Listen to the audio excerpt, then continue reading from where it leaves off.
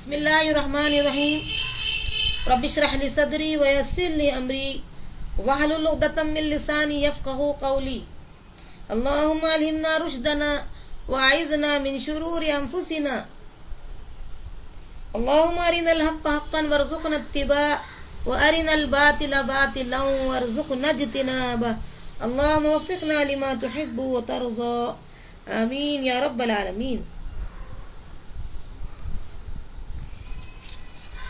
درس حدیث میں ہمارا عنوان ہے شرعی حدود، جس میں ہمارا ٹاپک رہے گا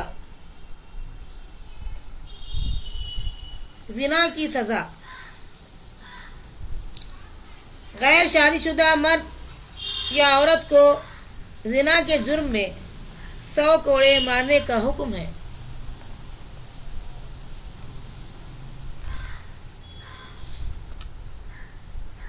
چنانچہ سورہ نور کی آیت نمبر 2 میں اللہ تعالیٰ فرماتے ہیں الزانیۃ والزانی فاجلدوا کل واحد منہما 100 جلدہ ولا تأخذکم بہما رأفۃ فی دین اللہ ان کنتم تؤمنون باللہ والیوم الآخر ولیشہد عذابہما طائفۃ من المؤمنین۔ زانیہ عورت اور زانی مرد دونوں میں سے ہر ایک کو 100 کوڑے مارو، اور ان پر ترس کھانے کا جذبہ اللہ کے دین کے معاملے میں تم کو دامنگیر نہ ہو، اگر تم اللہ اور روز آخرت پر ایمان رکھتے ہو۔ اور ان کو سزا دیتے وقت اہل ایمان کا ایک گروہ موجود رہنا چاہیے۔ ہم دیکھتے ہیں کہ آج جو ہمارا حال ہوا ہے اور نیوز پیپر کی ہیڈ لائنز بنے ہوئے ہیں، سارا معاشرہ یہ کس قدر محسوس کر رہا ہے اس سڑاس کو، یہ بے پردگی سے اس کی ابتدا ہوتی ہے، اور ہم دیکھتے ہیں کہ یہ بڑھتے بڑھتے معاشرتی سڑاس میں تبدیل ہو جاتا ہے۔ اسی لیے اللہ رب العالمین جو ہم کو پیدا کیا اور ہماری فطرت کے عین مطابق ہمیں احکامات دیے، جو کوئی سے ٹکر کھائے گا وہ خود پاش پاش ہو جائے گا، اور اگر یہ نظام قائم نہ کیا جائے جو اللہ نے حکم دیا ہے سورہ نور سورت نمبر 24 کی آیت نمبر 2 میں اس سے ہم کو معلوم ہوتا ہے کہ جب تک کہ یہ کڑی سزا ان کے لیے مقرر نہ کر دی جائے تو پھر وہ معاشرتی سڑاس میں اضافہ ہوتے جائے گا، اور اگر ان پر ترس کھائیں تو اللہ کے دین کے معاملے میں ایسے لوگوں پر ترس نہیں کھانا چاہیے۔ اگر واقعی اللہ پر ان کو ایمان ہو اور وہ اپنے آخرت پر آخرت پر ایمان رکھتے ہو، اللہ کا ان کے پاس خوف ہو، تو اسے چاہیے کہ سزا دینے میں ایک گروہ کو سامنے رکھ کر کے سزا دے، تاکہ دوسروں کے ہوش ٹھکانہ آ جائے۔ شادی شدہ زانی مرد یا عورت کی سزا سنسار کرنا ہے۔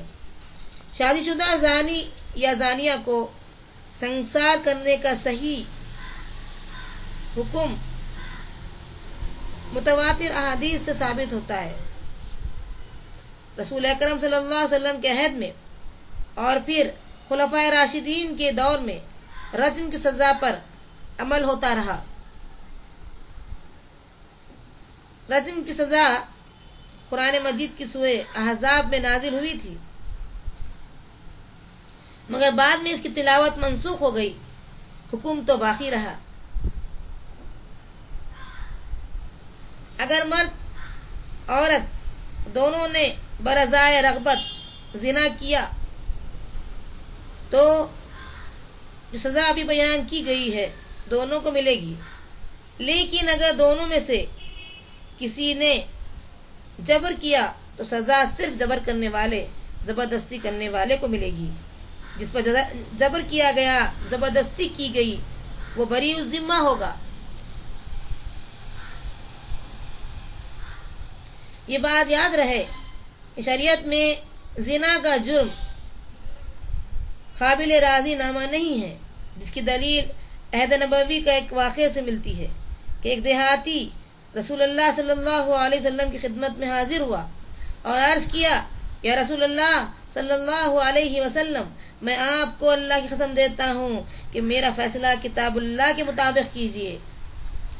مقدمے کا دوسرا فریق زیادہ سمجھدار تھا، اس نے عرض کیا، ہاں یا رسول اللہ صلی اللہ علیہ وسلم، ہمارے درمیان کتاب اللہ کے مطابق ہی فیصلہ فرمائیے، لیکن مجھے بات کرنے کی اجازت دی جائے۔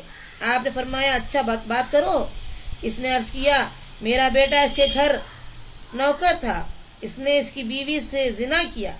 لوگوں نے مجھ سے کہا، تیرے بیٹے کے لیے رجم کی سزا ہے۔ میں نے اس کے بدلے 100 بکریاں صدقہ کی اور ایک لونڈی آزاد کی۔ پھر میں نے علماء سے پوچھا تو انہوں نے کہا، تیرے بیٹے کے لیے 100 کوڑوں کی سزا اور 1 سال کی جلا وطنی ہے۔ دوسرے فریق کی بیوی کے لیے سنگسار کی سزا ہے۔ رسول اللہ صلی اللہ علیہ وسلم فرمایا، اس ذات کی قسم جس کے ہاتھ میں میری جان ہے، میں تمہارے درمیان کتاب اللہ کے مطابق فیصلہ کروں گا۔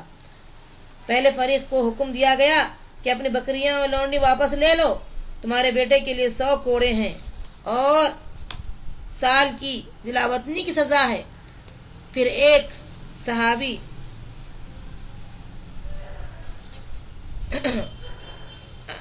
حکم دیا کہ تم کل اس عورت سے جا کر پوچھو، اگر وہ زنا کا اقرار کرے تو اسے سنگسار کر دو۔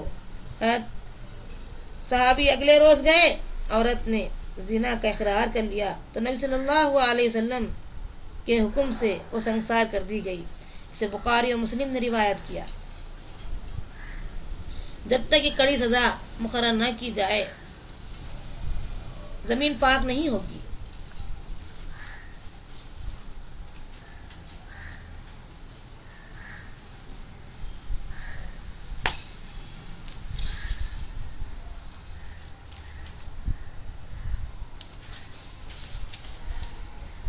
شراب پینے کی سزا۔ شراب پینے کی سزا 40 کوڑے ہیں۔ مسلم کی حدیث ہے، انس رضی اللہ عنہ سے روایت ہے کہ نبی اکرم صلی اللہ علیہ وسلم کے پاس ایک آدمی لایا گیا جس نے شراب پی رکھی تھی۔ آپ صلی اللہ علیہ وسلم نے اسے 2 چھڑیوں کے ساتھ 40 ضربیں اسے ماری، یعنی کل 80 ضربیں۔ آپ صلی اللہ علیہ وسلم کے بعد حضرت ابو بکر نے بھی اپنے عہد خلافت میں شرابی کو 40 کوڑوں کی سزا دی۔ حضرت عمر نے اپنے زمانے میں صحابہ کرام سے مشورہ کیا تو حضرت عبد الرحمن بن عوف رضی اللہ عنہ نے کہا، سب حدوں میں سے ہلکی حد 80 کوڑے ہیں، لہذا شرابی کی حد بھی 80 کوڑے ہونی چاہیے۔ چنانچہ عمر رضی اللہ عنہ نے شرابی کو 80 کوڑے مارنے کا حکم دے دیا۔ اسے مسلم نے روایت کیا۔ یاد رہے کہ حدود اللہ میں تغیر تبدل تو بہت دور کی بات ہے۔ حدود اللہ میں کسی کے لیے سفارش کرنا بھی قطعاً ممنوع ہے، یعنی جو اللہ نے حدود بنا دیے ہیں، جو لمٹس رکھے ہیں، اس میں کوئی سفارش کرے گا اس کے لیے منع ہے، سفارش کرنا منع ہے۔ بنو مخزوم کی عورت فاطمہ نے چوری کی تو قریش نے حضرت اسامہ بن زید رضی اللہ عنہ کو سفارشی بنا کر بھیجا۔ آپ صلی اللہ علیہ وسلم نے غصے میں ارشاد فرمایا، اسامہ کیا تو اللہ کی حدوں میں سفارش کرتا ہے؟ اگر فاطمہ بنت محمد صلی اللہ علیہ وسلم بھی چوری کرتی تو میں اس کے ہاتھ کاٹ دیتا اور اس کے لیے کسی کی سفارش قبول نہ کرتا۔ بخاری مسلم کی حدیث ہے۔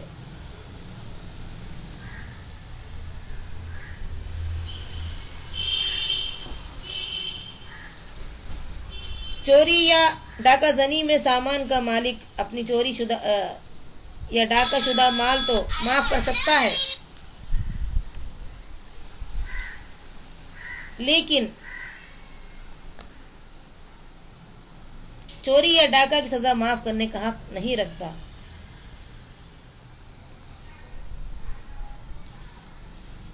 قصاص میں سفارش اور معافی دونوں جائز ہیں۔ تہمت کی سزا، بے گناہ عورت پر زنا کی تہمت لگانے والے کو 80 کوڑے مارنے کا حکم ہے۔ شرع میں اسے حد قذف کہا جاتا ہے۔ چنانچہ سورہ نور کی آیت نمبر 4 میں اللہ تعالیٰ فرماتے ہیں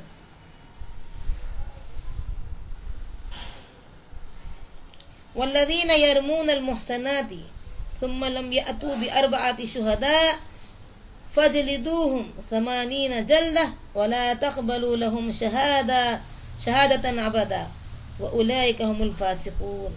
اور جو لوگ پاک دامن عورت پر تہمت لگائیں پھر 4 گواہ نہ لائیں تو ان کو 80 کوڑے مارو اور آئندہ ان کی شہادت قبول نہ کرو، ایسے ہی لوگ فاسق ہیں۔ چوری کی سزا، چوری کا ارتکاب کرنے والا مرد ہو یا عورت اس کے ہاتھ کاٹنے کا حکم ہے۔ چنانچہ سورہ مائدہ آیت نمبر 38 میں اللہ تعالیٰ فرماتے ہیں والسارق والسارقۃ فاقطعوا ایدیہما جزاء بما کسبا نکالا من اللہ واللہ عزیز حکیم۔